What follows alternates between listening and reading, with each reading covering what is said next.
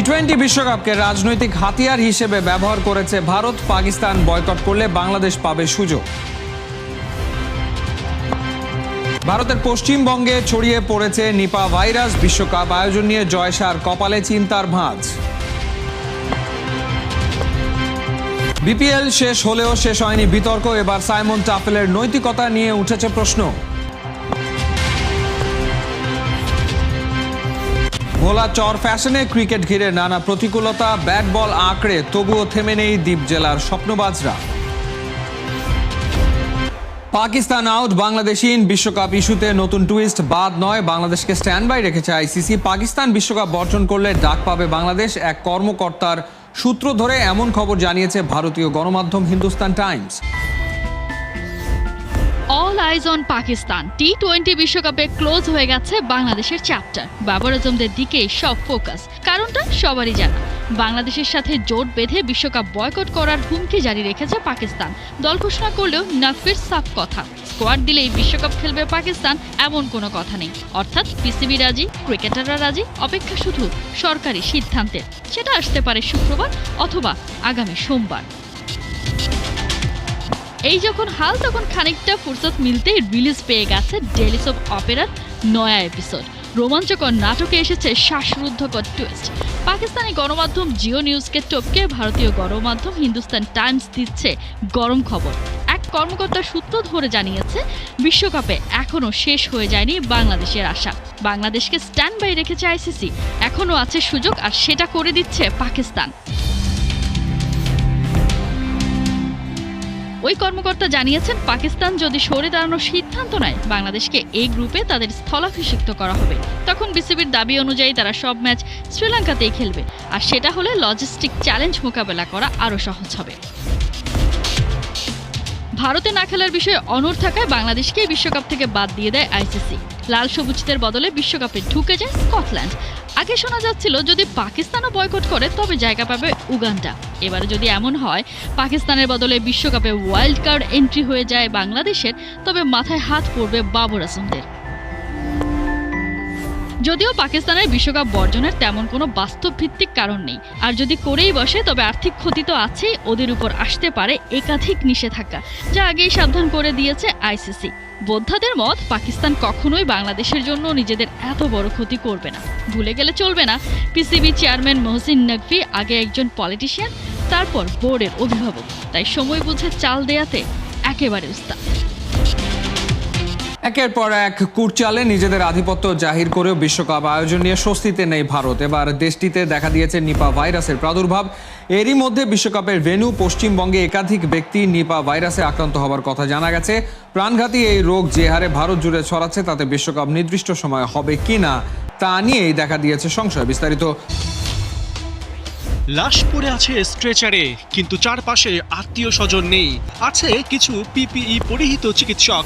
এদিকে যারা এই মৃত ব্যক্তির সংস্পর্শে এসেছিলেন, তাদের নেওয়া হচ্ছে কোয়ারেন্টিনে। হাসপাতালে আসছে একের পর এক অ্যাম্বুলেন্স, যেখানে মুমূর্ষু ব্যক্তির নিঃশ্বাসটুকু বাঁচিয়ে রাখার আপ্রাণ চেষ্টা। স্ক্রিনে যে ছবিগুলো দেখছেন, এগুলো 6 বছর আগের করোনা মহামারীর নয়। এটা ভারতের পশ্চিমবঙ্গের সাম্প্রতিক ছবি। আর রোগটার পেছনে আছে করোনার মতো প্রাণঘাতী এক ভাইরাস, নাম নিপা।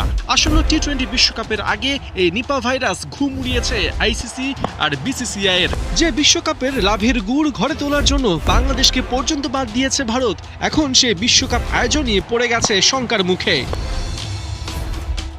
ভারতীয় গণমাধ্যম এনডিটিভির খবর, ভারতের পশ্চিমবঙ্গে ছড়িয়ে পড়েছে নিপা ভাইরাস। 2 জন ব্যক্তি নিপা ভাইরাসে গুরুতরভাবে আক্রান্ত হয়েছেন। হাসপাতালে ভর্তি আরও 5 জন। আক্রান্ত ব্যক্তিদের সংস্পর্শে আসায় অন্তত 100 জন আছেন কোয়ারেন্টিনে। এদিকে উড়িষ্যা আর কেরালায় এরই মধ্যে একে মহামারী হিসেবে ঘোষণা দেওয়া হয়েছে।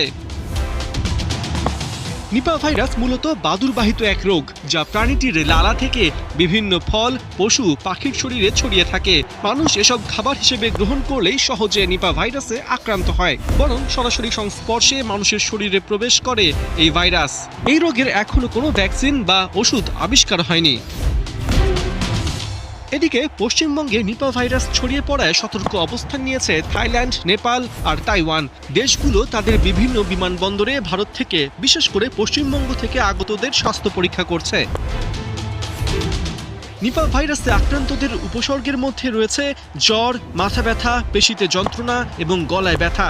এই উপসর্গগুলোই পরে শ্বাস-প্রশ্বাস সমস্যা, মস্তিষ্কে জটিলতা তৈরি করে, যা দ্রুতই ব্যক্তিকে কোমা ও মৃত্যুর দিকে ঠেলে দেয়। নিপা ভাইরাসের প্রাদুর্ভাব পশ্চিমবঙ্গে শুরু হওয়ায় আইসিসি গোটা পরিস্থিতি গুরুত্বের সাথে নিয়েছে।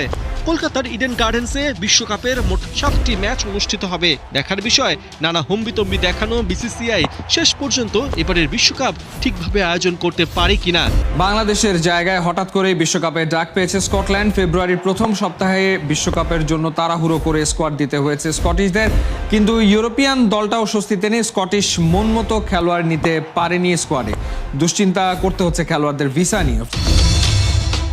প্রচলিত একটা প্রবাদ আছে, বাঘের লেজ হওয়ার চেয়ে বিড়ালের মাথা হওয়া ভালো। অর্থাৎ বিশাল ক্ষমতার অধীনস্থ হওয়ার চেয়ে ছোট জায়গায় বড় ক্ষমতার অধিকারী হওয়া শ্রেয়। কিন্তু এই প্রবাদটা সম্ভবত জানতেন না স্কটল্যান্ডের পেসার স্কট কারি। তা না হলে বিশ্বকাপটা ঠিকই খেলা হতো তার। স্কট কারির আন্তর্জাতিক ক্যারিয়ার বলতে 3টা ওয়ানডে ম্যাচ। 2024 সালে স্কটল্যান্ডের জার্সিতে খেলেছিলেন সেই 3 ম্যাচ। 3 ম্যাচে 4.5 কম ইকোনমি রেটে 3 উইকেট নেওয়া কারি হতে পারতেন স্কটিশদের বড় অস্ত্র। কিন্তু বাঘের লেজ হওয়ার স্বপ্নে বিভোর কারি পাড়ি জমান ইংল্যান্ডে, ডাকও পান ইংলিশদের স্কোয়াডে। 2025 সেপ্টেম্বরে ইংল্যান্ডের আয়ারল্যান্ডের বিপক্ষে টি-20 সিরিজের স্কোয়াডে ছিলেন স্কট কারি। অবশ্য কোনো ম্যাচ পাননি তিনি, কিন্তু যেহেতু ছিলেন ইংল্যান্ডের অফিসিয়াল টিম শিটে, তাই 2028 সালের সেপ্টেম্বর পর্যন্ত স্কটল্যান্ডের হয়েও খেলা হবে না তার। ফলস্বরূপ স্বপ্নের বিশ্বকাপে অংশ নিতে পারছেন না তিনি। বিপিএল আসে যায় কিন্তু বিতর্ক আর শেষ হয় না। নতুন করে আলোচনায় সাইমন টাফল। এই অজি একই সাথে 2 দায়িত্বে থেকে 2 জায়গা থেকেই নাকি টাকা নিয়েছেন, যা নিয়ম বহির্ভূত বলছেন বিপিএল এর টেকনিক্যাল কমিটির কনভেনার এবং বিসিবির chief match referee Rakibul Hasan. কেন ম্যাচ করলো না গত 2 বছর থেকে? এই একটা কারণে, আমি সব কিছু করতে পারবো, আমি বিবেককে বিক্রি করতে পারবো না। বিপিএল এর যে টেকনিক্যাল কমিটি সেখানকার অ্যাডভাইজার বা সদস্য হিসেবে রেখেছে, আবার তিনি ম্যাচ রেফারিং এর দায়িত্ব পালন করেছেন। অর্থাৎ ম্যাচ রেফারি, টেকনিক্যাল কমিটির সদস্য, একজনই 2 কাজ করে কনফ্লিক্ট অফ ইন্টারেস্টের যে বিষয়টা সেটা জন্ম দিয়েছেন। আইনগতভাবে ওখানে থাকা উচিত ছিল না। সে ওখানে যখন নাকি নিজেই ম্যাচ রেফারিং করা শুরু করে দিল, যেখানে তার মেন্টর হিসাবে কাজ করা উচিত ছিল। উনি দেখবেন কোন ম্যাচ রেফারি কেমন করতে, তাহলে যদি দেখতে হয় কোন আম্পায়ারগুলো কী করতেছেন নোট নেবেন, তারপর তার সঙ্গে বলবেন। সেটা না করে উনি নিজেই গেলেন। তো সেইটা করতে যেয়ে আমাদের এরা ডিপ্রাইভ হয়েছে। টেকনিক্যাল কমিটির সদস্য হিসেবে সেখান থেকে একটা সম্মানই পাবেন বা পেয়েছেন, আবার তিনি ম্যাচ রেফারিং করেও আসলে টাকা পেয়েছেন। অর্থাৎ 2 জায়গা থেকে টাকা নিয়েছেন একই দিনে। টেকনিক্যালি তো এটা কনফ্লিক্ট অফ ইন্টারেস্ট, কোনো সন্দেহ নেই। এবং এইভাবে যদি হয়, রকিবুল হাসান কি দোষ করেছিল? রকিবুল হাসান কেন ম্যাচ করলো না গত 2 বছর থেকে? এই একটা